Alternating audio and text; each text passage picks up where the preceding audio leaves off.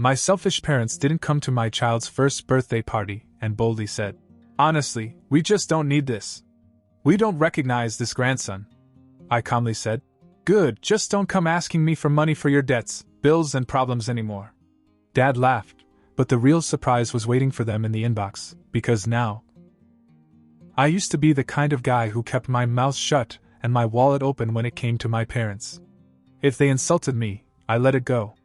If they insulted Emily, my wife, I'd make some weak excuse for them later, like, "That's just how they are," or, "They don't mean it." If they needed money, whether for rent, car repairs, some made-up emergency, I sent it without asking. I'd been doing it for years. It felt like a duty I couldn't explain, some warped definition of loyalty I'd inherited from a childhood of guilt and manipulation. My father's way of parenting was to humiliate me into submission. He called it raising a man. My mother wasn't much different, just quieter about it. When I married Emily, the disapproval turned into something uglier. She didn't hide her contempt. She didn't come from the right family, she didn't go to college, she worked in retail, and somehow that made her unworthy in their eyes. I spent years trying to smooth things over between them. I'd take Emily to dinner with them, even though I knew she'd leave in tears. I'd brush off the comments they made behind her back, even the ones they accidentally said in front of her. I told myself I was just trying to keep the peace. The truth is, I was afraid to stand up to them. Emily never asked me to choose. But I saw the way she looked at me after each visit. Like she was wondering if she was marrying a man or a boy who was still chasing his parents' approval. It wasn't until our son Leo was born that things really clicked. That first night in the hospital, when I held him, I felt this jolt of clarity.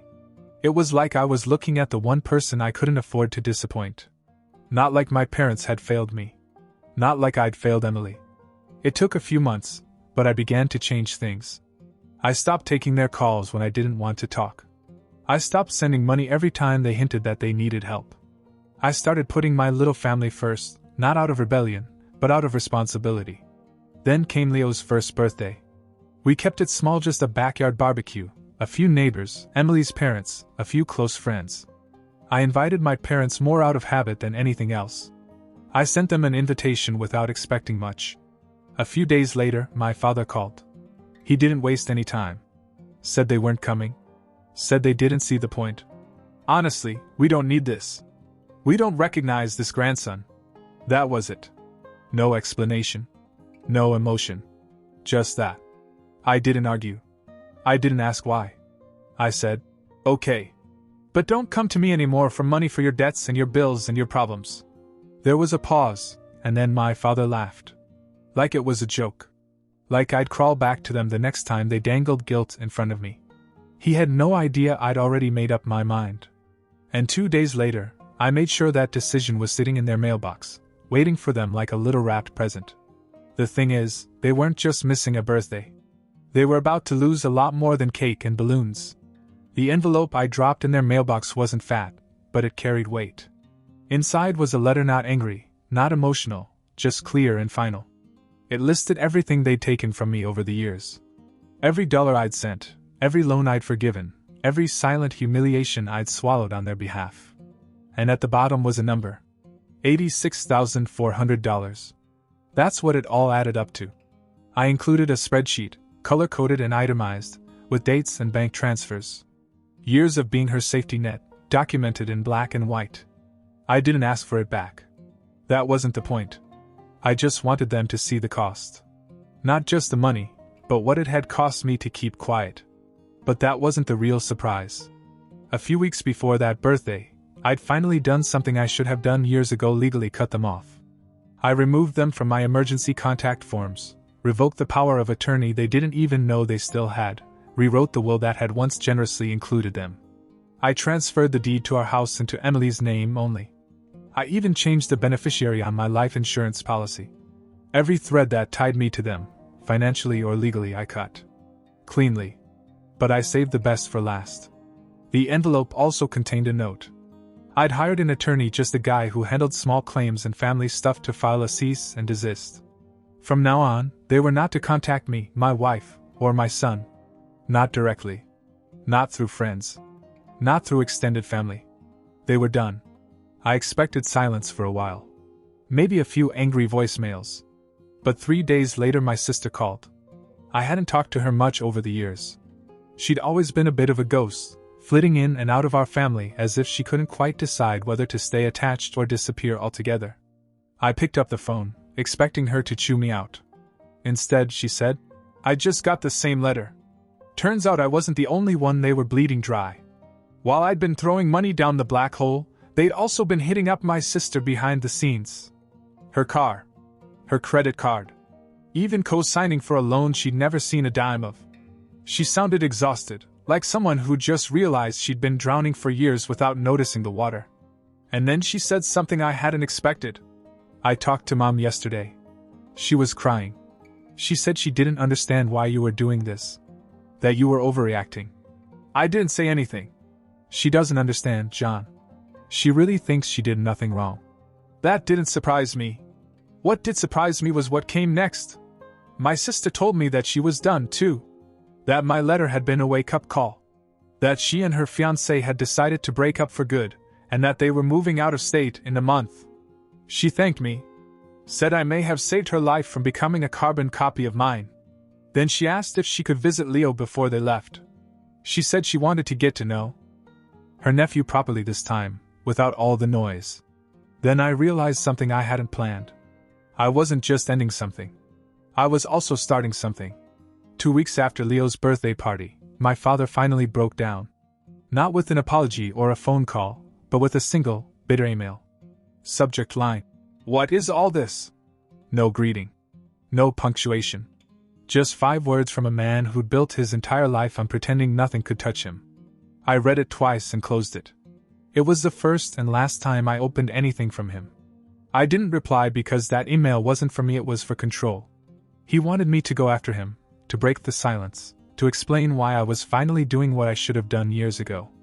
But silence can be louder than words when you've run out of things to talk about. That's when the real panic began.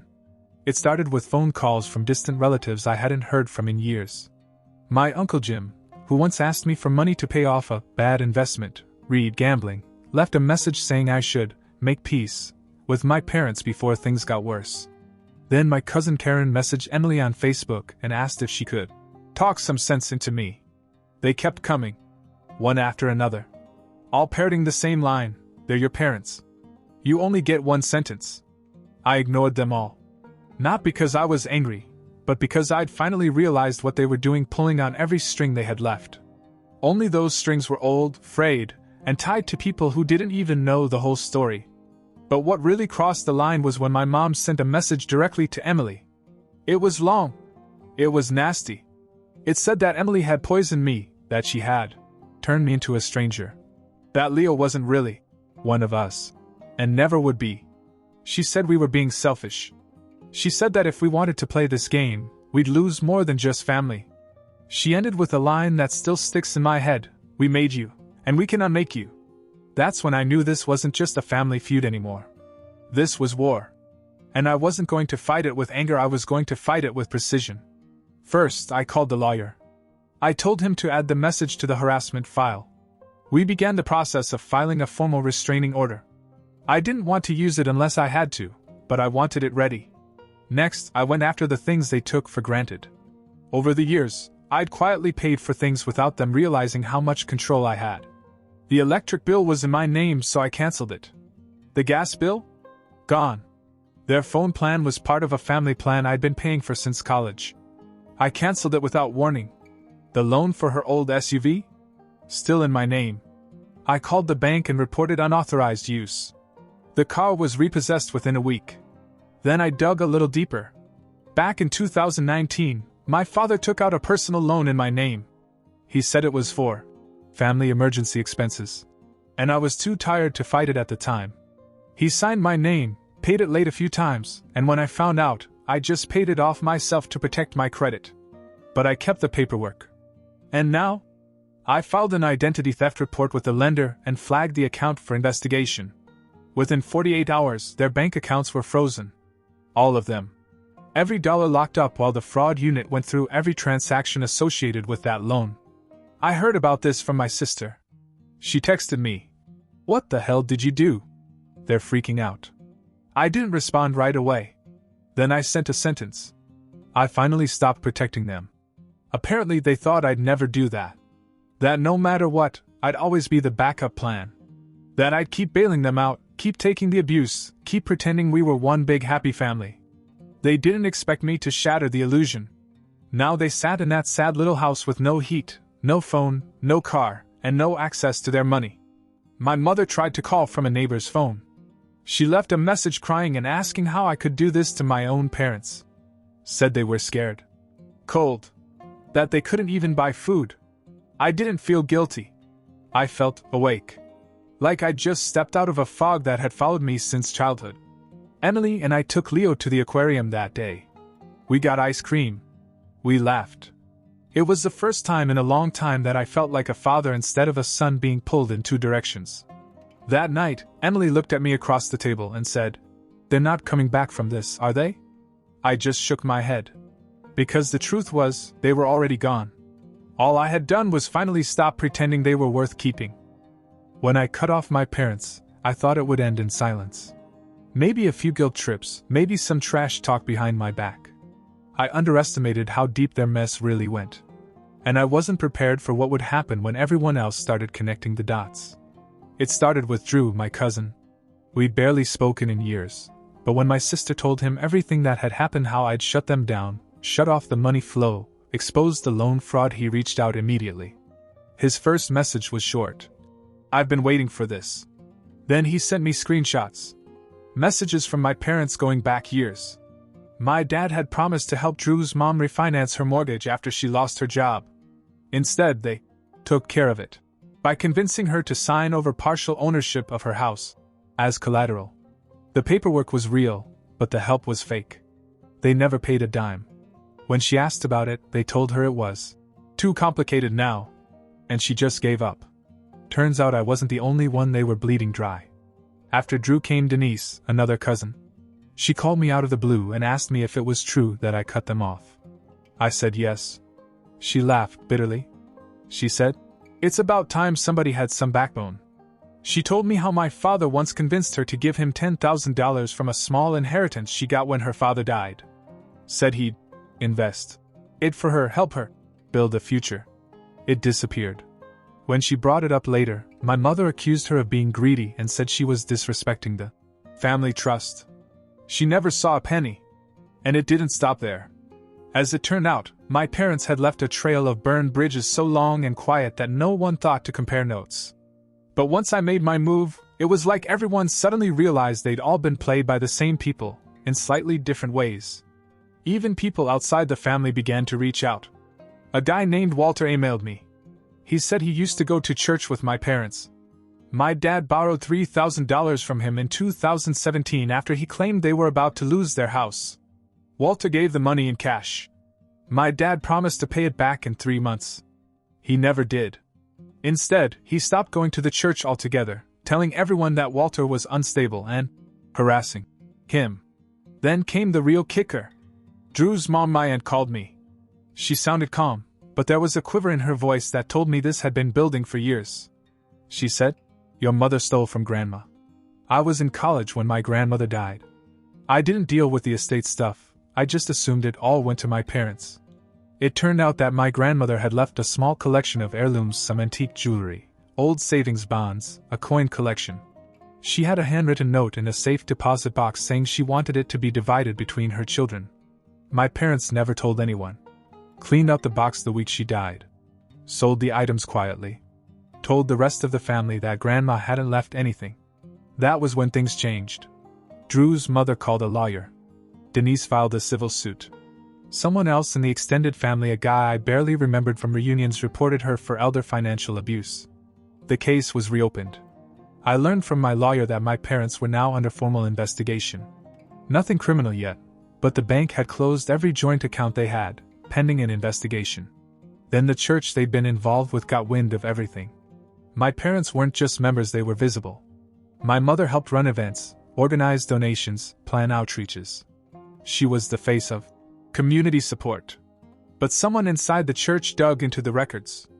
Found missing money. Found receipts that didn't match deposits. Found my mother's name on too many things that didn't add up. She was quietly asked to resign. Then her landlord contacted me. He said my parents had listed me as a financial guarantor without my permission when they renewed their lease. I sent him a notarized statement disavowing any association and provided the fraud documents.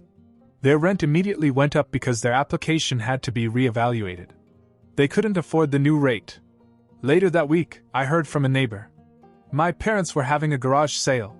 Not for extra money to survive. They sold my dad's tools, my mom's jewelry, old furniture, even the TV. The people they used to impress now watched them from across the street, wondering how the tidy couple with the perfect son could have fallen so far. They didn't fall. They were dragged down to earth by the very people they had lied to, used, and manipulated. It was like watching a building collapse in slow motion, each brick loosened by years of deception, and now each of us was kicking it down. I wasn't alone anymore. And neither were they. But this time they were surrounded by people who wanted nothing from them but distance, and maybe an honest confession that never came. In the end, there was no more noise. No phone calls. No emails. No messages relayed by cousins or neighbors or false concern wrapped in guilt. Just silence. I didn't know silence could be so satisfying. My parents had officially burned all their bridges. Drew blocked their numbers after receiving a letter from their new lawyer, a half-baked attempt to guilt him into dropping his lawsuit. Denise followed up her civil suit by sending the whole story to a local news site that was doing a quiet expose on small family fraud and inheritance abuse. They didn't use names, but anyone who knew my parents knew exactly who it was. My sister? She left town with her fiancé, just like she said she would. I helped her pack. As we were closing up the truck, she said, "It's like they finally shrunk. Have you ever noticed that? They seemed so big when we were kids." I knew exactly what she meant. We'd been raised to think of them as towering figures. Untouchable. Now they just looked small. Tired. Petty. Exposed. Their house was on the market within the month. They couldn't keep up with the rising costs on their own. Utilities were past due, the car was gone, and they were scraping by on what little was left. The savings they once bragged about. Gone. The church, the community, even their old friends, they had all backed away. They weren't victims. They were just finally standing in the aftermath of the storm they had caused. I didn't think about them much after that. Life went on. Leo started walking. Emily's business continued to grow. And I found a different kind of energy. I stopped feeling like I had to apologize for putting my own family first. I stopped looking over my shoulder every time I said no to something. One night, a few weeks after the dust had settled, Emily and I were cleaning up after dinner. Leo had gone to bed early, and it was just the two of us in the kitchen. I was stacking plates when she said, "You're not the same man I married." I turned around, a little shaken, and she just looked at me. "You're better. Stronger." She didn't smile. Wasn't making a joke. She said it like it had been on her mind for a while. I didn't say anything right away. Just stood there with a damp plate in my hand, my heart pounding harder than it should have. I wanted to tell her how much it meant. I wanted to say that I had tried so hard to change, and sometimes I still felt I hadn't done enough. But I couldn't even speak. She left the kitchen and turned off the light, and I stood in the dark for a few seconds. It felt stupid to get choked up over something like that, over one sentence. But I'd spent my whole life trying to please people who treated me like a tool, like a walking ATM with no thoughts or boundaries. Here I was, quietly acknowledged by the one person whose opinion actually mattered. And the crazy part? I wasn't even going to tell anyone. Not Reddit. Not my friends. Not even my sister. It wasn't that I was ashamed. It just felt sacred. Like something I'd earned through blood and silence and hard choices. Something I wouldn't cheapen by turning it into a headline. For the first time in my life, I wasn't looking for approval. I was proud of who I was. Not just because I stood up to my parents, but because I stopped letting other people define what it meant to be a good man. I had a wife who saw me. I had a son who would grow up knowing how a man is supposed to behave, who would never have to wonder if he was second to someone else's ego. And I had peace. Real, solid, nothing to prove peace. Not everyone gets that. Not everyone escapes the gravity of people like my parents. But I did. I didn't win by fighting. I won by walking away and meaning it. Udpate. It had been 4 months since I'd cut off my parents, and I had no intention of writing again. Everything felt settled. Calm. We moved on, Emily and I. Leo was walking now, babbling nonstop, and we were busy doing life stuff, normal, peaceful stuff. But then something happened last week. Something I didn't expect. I received a letter in the mail. Handwritten. No return address. The handwriting was familiar, but at first I couldn't place it. I thought maybe it was from one of the older relatives. I opened it while standing by the mailbox. It was from my father's father. My grandfather. The one I hadn't seen since I was a teenager. Here's the kicker, I thought he was dead. Turns out he wasn't. He just left. The letter was short, direct, no sugarcoating. He said he'd heard through someone in town that John finally broke the chain. That was the phrase he used. Then he wrote, I left when your father was an adult because I couldn't undo what I had already done. I watched him become the man I used to be, and I didn't know how to fix it. I stood in the driveway and read this over and over. He said he'd lived out west quietly. Never remarried. Just disappeared from the family. He never reached out because he didn't think he deserved to. But he heard about what had happened, about everything falling apart, and he said he hoped I wouldn't disappear like he did.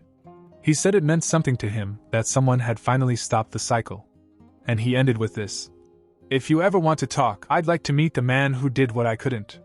I didn't know how to respond. I still don't. I haven't written him back yet.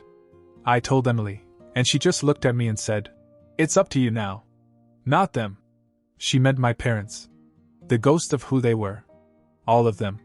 I still don't know if I'm going to answer. Maybe I will. I might not. But it threw me for a few days. Not in a bad way, just, it opened a door I thought was closed. It made me wonder how deep this all really goes, how long these cycles have been rolling through our bloodline. But here's what I do know. I have a chance to make it different. Leo doesn't know any of this yet. All he knows is that his dad is home, his mom is smiling more, and we dance like idiots in the kitchen on weekends. He'll never have to write a letter like this to his own son. That's what matters. That's what I hold on to. But yeah, unexpected chapter. And I don't think it will be the last.